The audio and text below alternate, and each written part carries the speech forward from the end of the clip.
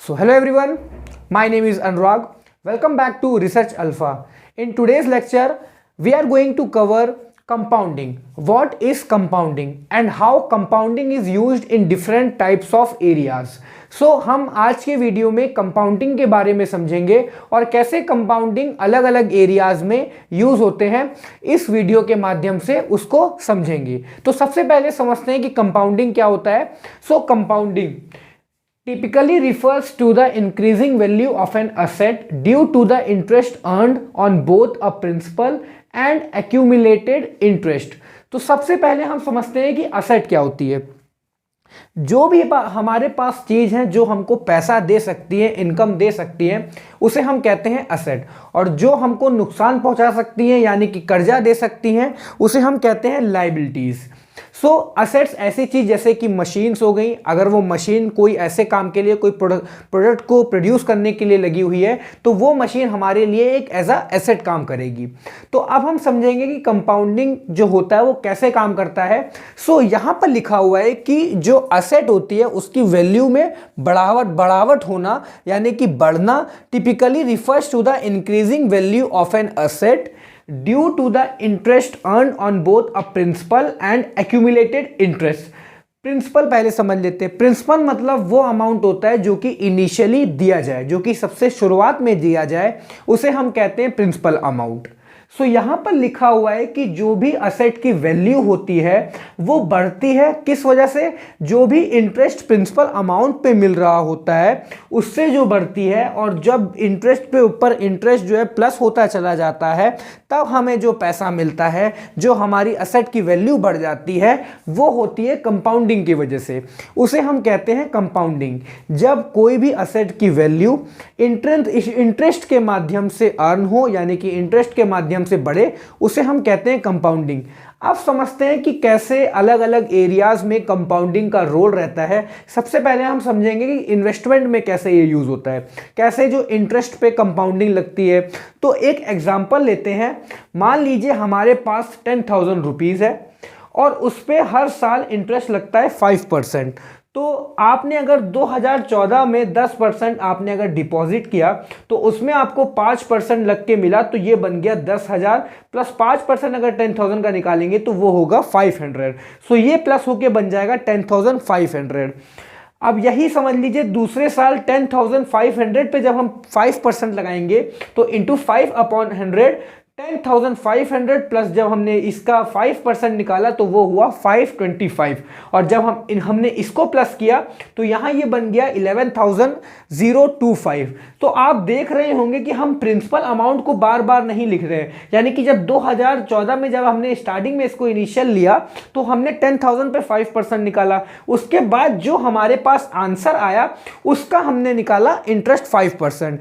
इसे ही कहते हैं कंपाउंडिंग, यानी कि इंटरेस्ट के ऊपर इंटरेस्ट लगते जाना, इंटरेस्ट के ऊपर इंटरेस्ट अर्न होते जाना, उसे हम कहते हैं कंपाउंडिंग। तभी आपने देखा होगा लोग बोलते हैं कि अगर आप 1 साल पहले या 10 साल पहले इतना रुपए इन्वेस्ट करते तो आज कंपाउंडिंग की मदद से 10 साल बाद आपके पास अच्छा खासा अमाउंट हो जाता। वो इसी वजह से होता क्योंकि इंटरेस्ट पे इंटरेस्ट जो होता है वो प्लस होता चला जाता है, क्योंकि जितना पैसा आपके पास था उस पर इंटरेस्ट लगा, फिर जो आंसर आएगा उस पर 5% लगेगा। ऐसा नहीं है कि प्रिंसिपल अमाउंट को ही बार बार हम लिखेंगे फिर उसको जोड़ेंगे। इसमें यह होता है कि जो आंसर आता है उस पर ही 5% लगाते हैं, फिर 10,500 प्लस 525 और आंसर आ जाता है। उसके बाद अगर हमें 2016 का भी निकालना हो तो 11,025 इंटू 5%। अब 11,025 का 5% निकालेंगे और इसमें ऐड कर देंगे, फिर इसका एक और अच्छा आंसर आ जाएगा प्लस होके। सो ये जो होता है ऐसे ही कंपाउंडिंग इंटरेस्ट जो है इन्वेस्टमेंट में काम करता है। अब कैसे ये स्टडी में काम करता है उसे हम देखते हैं। Compounding on study. देखिए एक बच्चा है जिसको अम्ब्रेला की स्पेलिंग याद करनी है, तो सबसे पहले वो डे 1 पे सिर्फ उसको याद करने की जब कोशिश करेगा तो वो सिर्फ UM ही याद कर पाएगा। अम्ब्रेला बोल तो लेगा बट उससे जब पूछेंगे हम स्पेलिंग क्या है तो बता पाएगा UM, उसके बाद फिर भूल जाएगा। डे 2 पे UM तो उसको याद ही है, उसमें और ऐड कर देगा BR, तो ये हो जाएगा UMBR। डे 3 में क्या करेगा, जब UMBR उसको डे 2 तक याद हो गया है उसके बाद 4 वर्ड और जोड़ जोड़ के इसको पूरा कंप्लीट कर देगा, 4 अल्फाबेट और लेटर जोड़ के, तो ये हो जाएगा AMBRELLA, अम्ब्रेला। सो आपने यहां पर देखा कि कैसे जो स्टडी में ये जो है कंपाउंडिंग काम कर रहा है। पहले उसने 2 वर्ड याद किए, 2 वर्ड जब याद हो गए तो उसके बाद उसने 2 वर्ड और जोड़ दिए, उसके बाद लास्ट में जो आधे वर्ड बचे रेस्ट अमाउंट वो भी उसने जोड़ दिया। तो आपने यहां पर समझा कि कैसे कंपाउंडिंग स्टडी में भी काम करती है। आप एक टॉपिक को पढ़ते हैं, दूसरे दिन दूसरे टॉपिक को पढ़ते हैं, उसको रिवाइज करते हैं, फिर वो दोनों टॉपिक बहुत अच्छे से तैयार हो जाते हैं, फिर तीसरे टॉपिक को पढ़ते हैं। ऐसे ही करते करते आप पूरी बुक को खत्म कर देते हैं और अच्छे नंबर ले आते हैं। सो यहां पर कंपाउंडिंग का रोल बहुत बड़ा होता है। अगर आप कुछ आज भी पढ़ रहे हैं, एक पेज पढ़ रहे हैं, 2 पेज पढ़ रहे हैं, हर डेली आप अगर 2-2, 3-3 पेज पढ़ रहे हैं, तो आपका 10 साल में कितना अच्छा खासा आप रीडिंग कर लेंगे और कितनी चीजें जान लेंगे। सो कंपाउंडिंग जो होती है वो ना ही सिर्फ एक इन्वेस्टमेंट में यूज होती है, बट ये स्टडी में भी यूज होती है। चलिए अब जानते हैं कि कंपाउंडिंग कैसे स्पोर्ट्स में यूज होती है। मान लीजिए एक बंदा है, एक बच्चा है जिसको क्रिकेट खेलना बहुत पसंद है। तो पहले दिन जब वो क्रिकेट खेलने जाएगा तो उसको कोच उसका सिखाएगा कि डिफेंस करना सीखो, कि कैसे बॉल को टेका जाता है, कैसे बॉल को एक जगह रोका जाता है, पहले आप वो करना सीखो।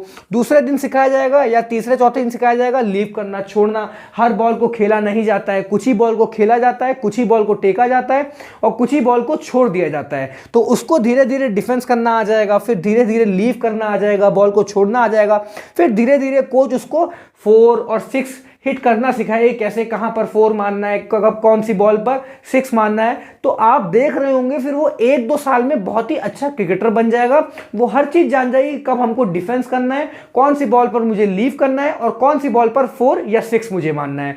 सो ये सब कंपाउंडिंग की मदद से हर चीज पॉसिबल हो पाई। तो आपने देखा कि कंपाउंडिंग जब स्पोर्ट्स में लगा तो क्रिकेट में उसने पहले एक चीज सीखी, जब उसको अच्छे सीख लिया दूसरे पे गया, दूसरे को सीख लिया तो 1-2 तो सीख चुका है, फिर तीसरे पे गया, तीसरे पे सीख लिया तो चौथे पे गया। ऐसे करते करते करते करते वो आज बहुत अच्छा प्लेयर बन गया। सो यहां पर भी आप देख रहे होंगे कि कैसे स्पोर्ट्स की मदद से, इसने कंपाउंडिंग की मदद से स्पोर्ट्स में एक अच्छा क्रिकेटर बन गया।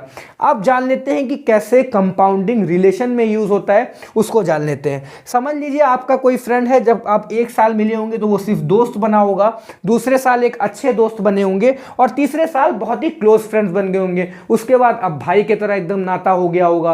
सो आपने यहां पर देखा कि कैसे रिलेशन इंप्रूव हो रहा है धीरे धीरे, डेली जो है काम कर रहे हैं उस पर, तो धीरे धीरे धीरे धीरे वो इंप्रूव कर रहा है। सो यहां पर भी कंपाउंडिंग की मदद से आपने देखा कि कैसे रिलेशन को इंप्रूव किया जा सकता है। आई होप आपको ये टॉपिक बहुत अच्छे से समझ में आया होगा कि कैसे कंपाउंडिंग डिफरेंट एरियाज में भी इंपैक्ट अपना डालता है। जैसे कि हमने बात की कैसे कंपाउंडिंग इंटरेस्ट हो गया, कैसे वो स्टडी पे डालता है, कैसे वो स्पोर्ट्स पे डालता है और कैसे वो रिलेशन पे डालता है। तो चलिए तब तक के लिए अपना ख्याल रखिए और मुझे कुछ टॉपिक बताते रहिए ताकि मैं ऐसे ही आपके सामने कुछ अच्छे अच्छे वीडियोस लाता रहूं। तो चलिए कल मिलते हैं, तब तक के लिए अपना ख्याल रखिए, पढ़ते रहिए। थैंक यू सो मच, जय हिंद।